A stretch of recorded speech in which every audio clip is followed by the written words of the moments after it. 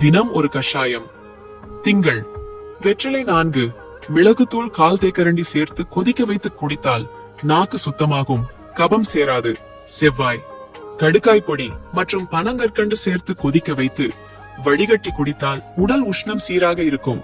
புதன் தூதுவளை, கற்பூரவள்ளி, துளசி இம்மூன்றையும் சமளவு சேர்த்து கொதிக்க வைத்து வடிகட்டி குடித்தால் சளி சேராது, மலத்துடன் வெளியேறிவிடும்.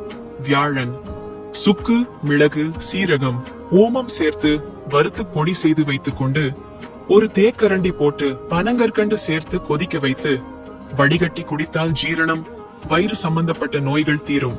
வெள்ளி வெந்தயம், தனியா சமளவு சேர்த்து வறுத்து பொடி செய்து ஒரு தேக்கரண்டி போட்டு பனங்கற்கண்டு சிறிது உப்பு சேர்த்து கொதிக்க வைத்து வடிகட்டி குடித்தால் பித்த நீர் வெளியேறிவிடும்.